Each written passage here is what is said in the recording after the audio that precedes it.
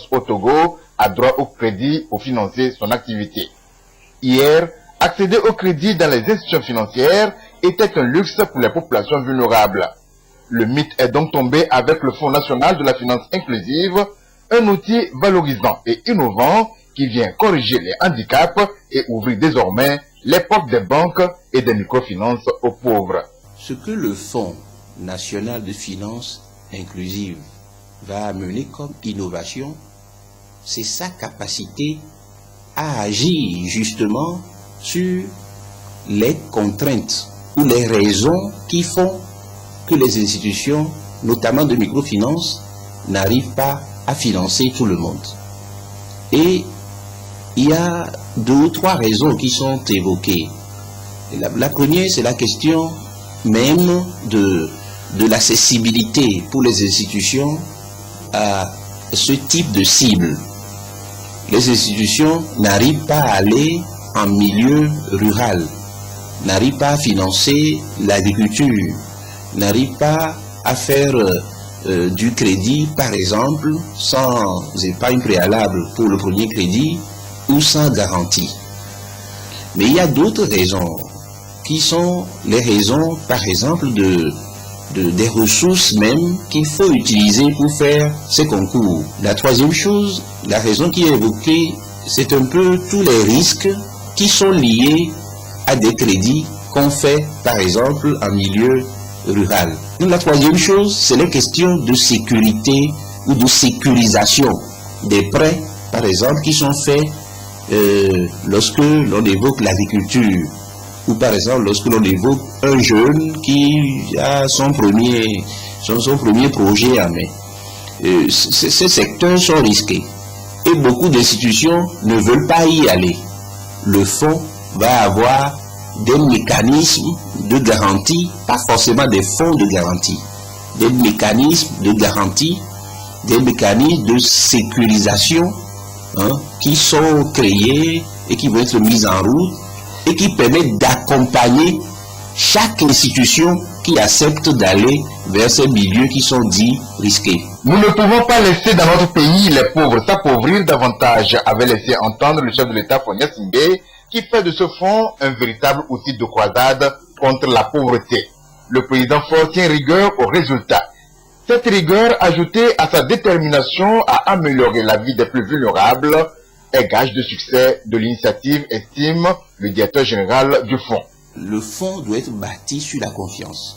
Nouvel instrument mis en route, il faudrait que cela suscite l'adhésion de tous. L'ensemble des partenaires ont insisté sur la gouvernance du fonds pour que les bases soient inattaquables sur le plan de la procédure, sur le plan de la technique, sur le plan de la gestion du fonds.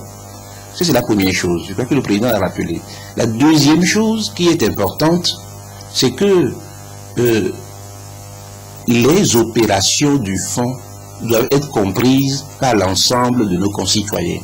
Seul 1,3 million, soit 20% de la population togolaise, a actuellement accès au crédit.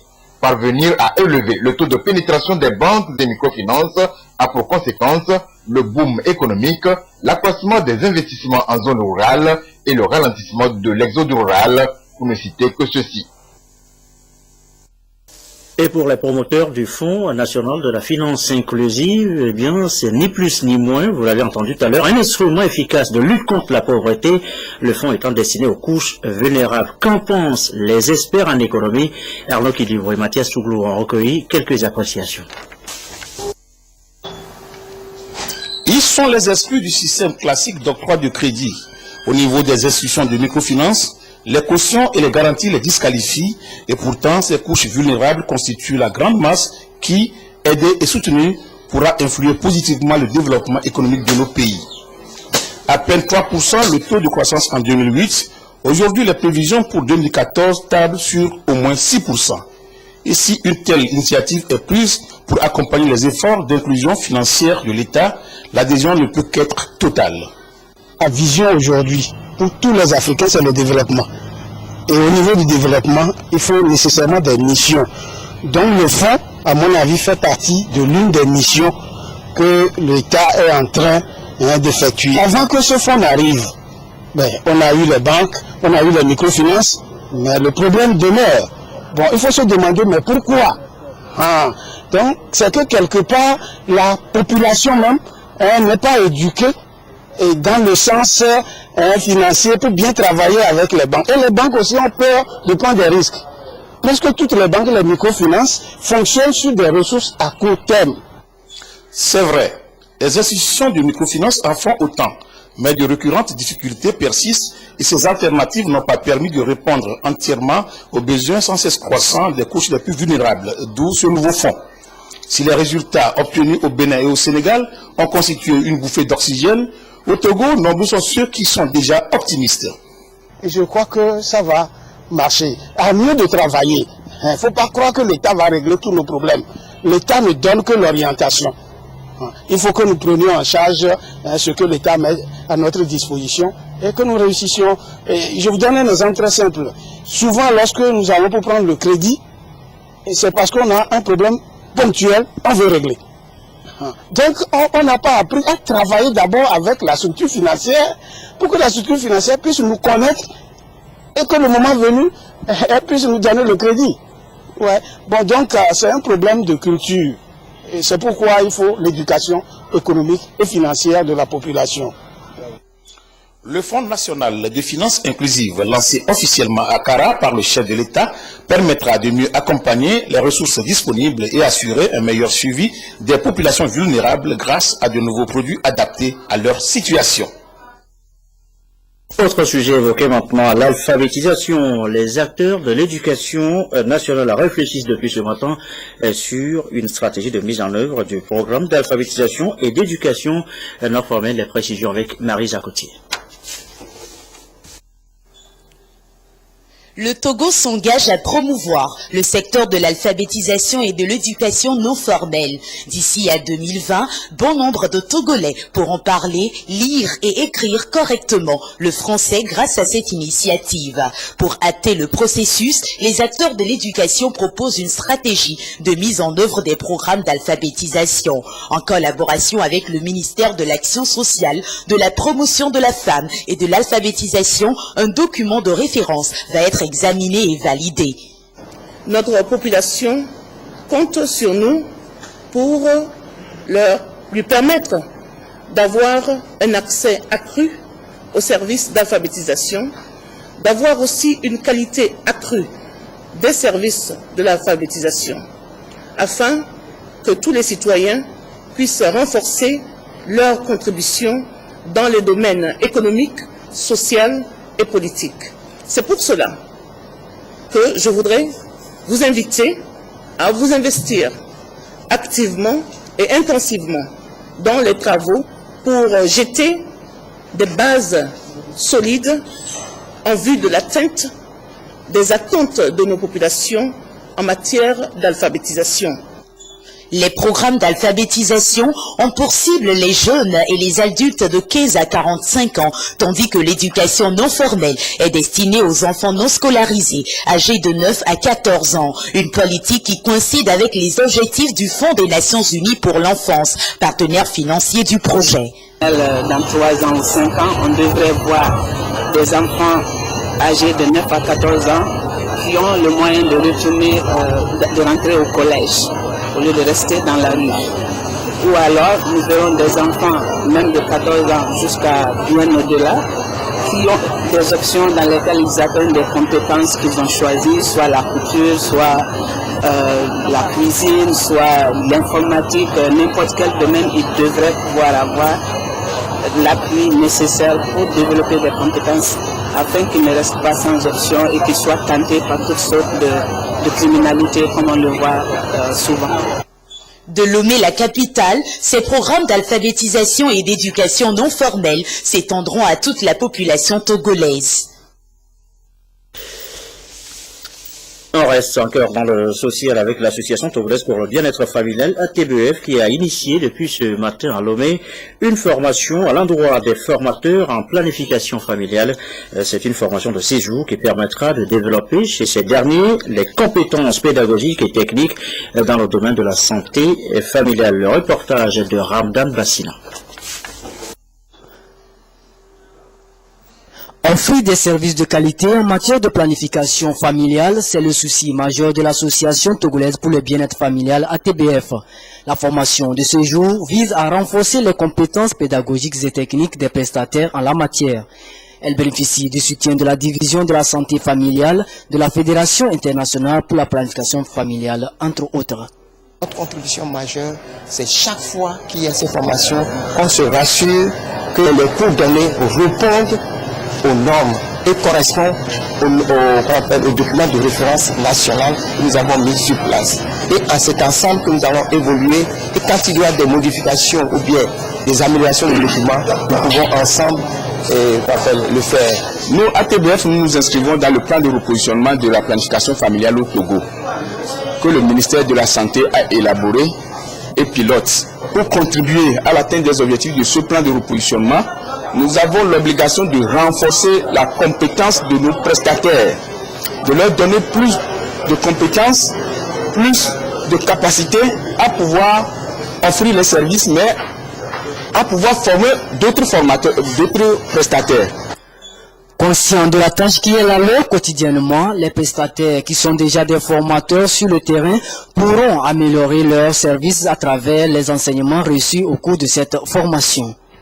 Cette formation, appelée formation des formateurs en planification familiale, va nous permettre, nous les prestataires, dans un premier temps, d'acquérir des compétences en andragogie. Comment former les adultes pour qu'ils soient opérationnels sur le terrain, surtout en matière de la planification familiale. Dans un deuxième temps, cette formation va nous permettre de mettre à jour nos compétences, nos connaissances en ce qui concerne tous les modules de la planification familiale. En 2012, l'Association togolaise pour le bien-être familial a été identifiée par la Fédération internationale pour la planification familiale comme une association spécialisée dans la gestion programmatique et pour la qualité de ses services. Aujourd'hui, l'ATBF Togo dispose d'un centre d'apprentissage en matière de planification familiale. Et dans l'actualité, on note également cette prise importante au port autonome de Lomé et à l'aéroport général Gnassingbé Yadema, une impressionnante quantité de défonces d'éléphants, de tecs et de cocaïne. Les présumés coupables ont été présentés ce matin à la presse. Le récit, Aliou Ourotitri, Isidore Koubatine. Les nommés Ouala Maza Essor et Alamou Mohamed, tous de nationalité togolaise, et Ding Hunkao, de nationalité vietnamienne, ont été arrêtés pour cause de trafic international d'ivoire. En leur possession, 1689,45 kg de défense d'éléphant et 124 grumes de teck saisis le 23 janvier dernier au port autonome de Lomé par une unité mixte de contrôle des conteneurs et de l'Office central de répression du trafic illicite des drogues et du blanchiment. L'unité mixte de contrôle des conteneurs a mis la main sur un conteneur suspect qui était en partance du port de Lomé à destination du Vietnam.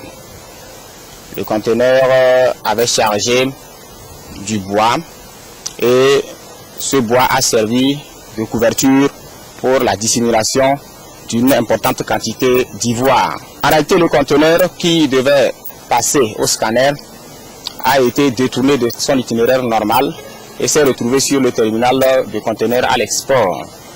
C'est grâce à la vigilance des acteurs, de tous les acteurs au niveau du port autonome de Lomé, que le conteneur a été intercepté et a été fouillé, ce qui a donné ce résultat que vous avez. Cette saisie est le fruit de cette coopération agissant entre les différentes structures qui interviennent dans la lutte contre le trafic de spécimens d'animaux sauvages menacés d'extinction. Il convient de dire également que le Togo n'est pas un pays producteur d'ivoire. Disons que notre population d'éléphants avoisine 115 éléphants, alors que le stock, les structures que nous avons, qui ont été saisis, 1689 kg, bon, environ plus de 500 éléphants qui ont été victimes. On peut en déduire que ces stocks d'ivoire ne proviennent pas du Togo, mais d'ailleurs. Quant à Otampu Enebeli Samuel de nationalité nigériane, il a ingurgité 110 capsules de cocaïne d'un poids total de 1,3 kg. En transit à Lomé, il vient de Sao Paulo au Brésil avec pour destination finale Yaoundé au Cameroun. Il a été interpellé à l'aéroport international Gnassingbé Yadima par la cellule aéroportuaire anti-trafic. À l'étranger, la situation en Centrafrique ne s'apaise pas. Les règlements de compte, les assassinats, la peur domine, le chaos règne. Fait nouveau, le départ de Bangui des ex-rebelles de la Séléka. Regardez ce reportage à ITV. Une colonne de camions remplis d'aide alimentaire du PAM et de matériel militaire progresse lentement en provenance du Cameroun. Destination Bangui et ses centaines de milliers de déplacés. Le convoi a patienté 3 semaines à la frontière avant de prendre la route protégée par les militaires français. Voilà les premiers témoins qui ont traversé l'ouest du pays. Le pillage est énorme. Tous les villages, les mosquées sont brûlées. À chaque village que vous arrivez, il y a les hommes qu'on appelle ici, c'est les anti-balakala, armés de machettes, du n'importe quoi, prêts à abattre une personne. Aux portes de la capitale, le convoi croise une dizaine de véhicules chargés d'ex-rebelles Séléka. Avec armes et bagages, ils ont quitté le centre-ville pour un camp situé au PK12. Ce pays est dirigé par les forces, ça est multiforce. Donc on a reçu cet ordre de la MISCA et de la Sangaris pour regrouper nos éléments, bien sûr, on l'a fait et on les a déplacés. Ils se disent prêts à se défendre contre les anti-Balaka. Dans le centre-ville, comme dans les quartiers, le moindre déplacement est périlleux. Il y a des personnes dedans, il y a des gens là-bas. Cette famille, terrorisée, voulait rejoindre l'aéroport. Ils ont commencé à tirer sur nous. Ils ont été obligés de jeter les grenades sur nous. Pour cela, on a pu pour venir ici pour trouver la sécurité. Les violences sectaires se poursuivent comme ici à Miskine, où jeunes chrétiens et musulmans s'affrontent.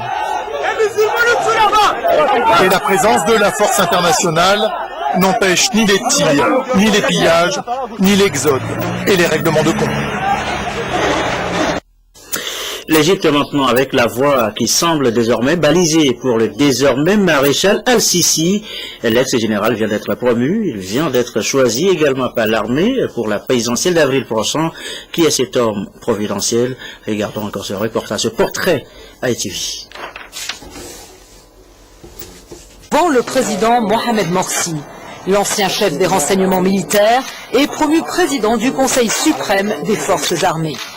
Quelques mois plus tard, c'est lui qui destitue le dirigeant islamiste après la manifestation de millions d'Égyptiens contre le pouvoir des frères musulmans. Abdel Fattah al-Sisi se place déjà en sauveur de la nation. Nous refusons catégoriquement que l'Égypte rentre dans le tunnel obscur des tueries internes ou d'une guerre civile. Depuis, ce militaire de 59 ans est devenu l'homme providentiel pour beaucoup d'Égyptiens en manque de sécurité et de stabilité. Le maréchal Fattah al-Sisi est le plus compétent dans cette période. C'est lui qui a soutenu le pays et le peuple. La popularité de celui qui vient d'être promu maréchal est bien orchestrée depuis des mois. Ses portraits sont partout aux côtés du leader charismatique Gamal Abdel Nasser, une propagande qui ne passe pas auprès des jeunes militants laïcs. Ce sera une catastrophe parce que cela va à l'encontre de tout ce qu'on a combattu, la militarisation de l'État et le fait d'avoir un dictateur de l'armée. À 3 mois de la présidentielle, le maréchal El-Sisi a vraiment la voie libre. Il n'a pratiquement à ce jour aucun adversaire déclaré. Retour chez nous et direction Oti précisément. Samedi dernier, c'était la fête là-bas, la grande fête de Koudabani. La tradition a été revisitée à l'occasion. Les valeurs de la préfecture évoquées autour de 3 thèmes principaux: la réconciliation, la solidarité, la concorde. Un récit des réjouissances désiré depuis d'abord.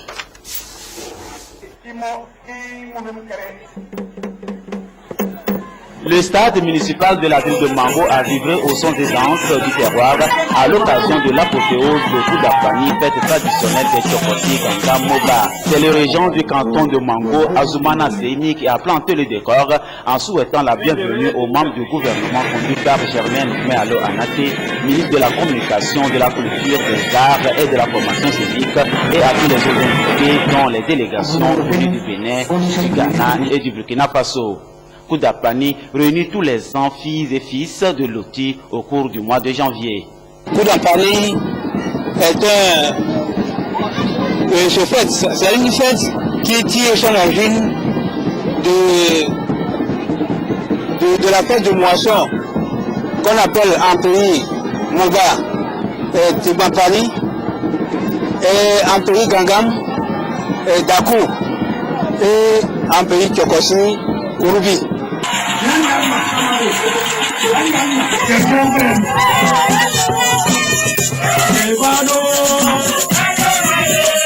Le président du comité d'organisation, porte-parole des communautés, a exprimé l'engagement de la préfecture de Loti à soutenir la politique de réconciliation et de paix que prône le chef de l'État, Fort Essozimna Nyazingbe, qui, par la voix du membre du gouvernement, Germaine Kumealo Anate, a invité les populations de Loti en général et les jeunes en particulier à faire de la fête de Koudapani une occasion d'imagination constructive, de réflexion sur les voies et moyens permettant de contribuer plus efficacement au développement harmonieux de la préfecture.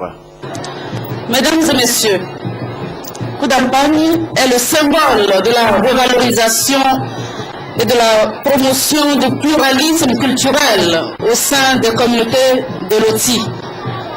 À travers cette fête qui se présente comme une synthèse de plusieurs célébrations traditionnelles de la localité, les populations de Loti témoignent une fois encore leur volonté de vivre ensemble dans un esprit de tolérance, de paix, d'union et de progrès social. En effet, la vision culturelle portée par Koudapani est traduite par la fusion réussie entre les traditions Kouroubi, Dakou, Timbampan, véhiculant ainsi l'esprit de solidarité et de cohésion sociale qui doivent constamment guider la conduite des filles et fils de Loti. En faisant vôtre ces valeurs communes, vous contribuez à mettre en œuvre la politique de réconciliation nationale, de cohésion sociale et de développement socio-économique prônée par le président de la République et le gouvernement togolais. Dans l'optique d'un développement social, un don de matériel ophtalmologique d'une valeur de 20 millions de francs CFA a été offert à l'hôpital de Mango par Rotary Club Tanjouaré d'Apaon. Un matériel pour augmenter le plateau technique de l'hôpital au bénéfice des populations en liesse ce 25 janvier pour cause de Koudapani, fête des moissons et d'initiation chez les autochtones.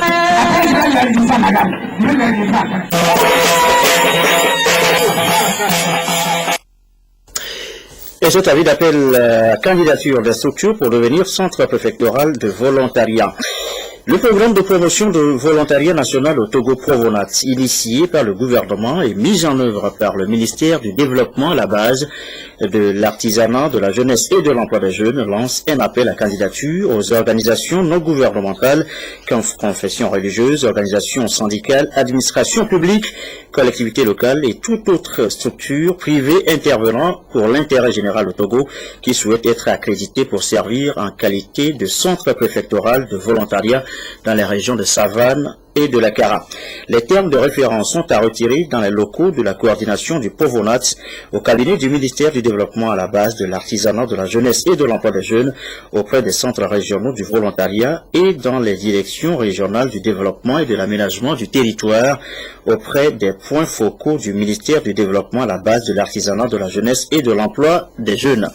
La date limite du dépôt des dossiers de candidature est fixée au vendredi 7 février 2014 à 17h au siège du Provonat à Lomé. Voilà, ainsi prend fin cette édition du soir. On retiendra donc que l'emploi des jeunes reste une préoccupation pour le gouvernement. L'ANPE vient de dévoiler son plan stratégique sur les 2 prochaines années, plan contenu dans un document à l'étude depuis ce matin à Lomé. La météo dans un instant, nous suivrons les prévisions du soir avec Cléo Sabine Poko. Merci à vous qui nous suivez ce soir au quartier Mado à Bruxelles sur la télévision togolaise. Comme d'habitude, toujours fidèlement. Excellente fin de soirée chez vous.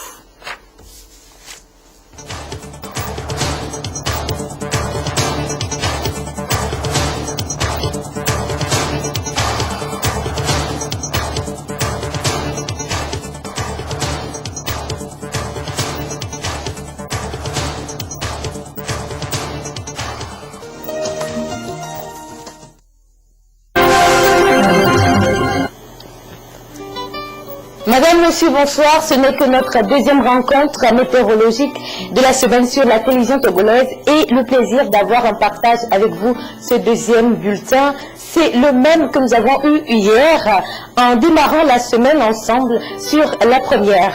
On va maintenant observer ce qui se passe au niveau de la carte de surface du jour pour commencer.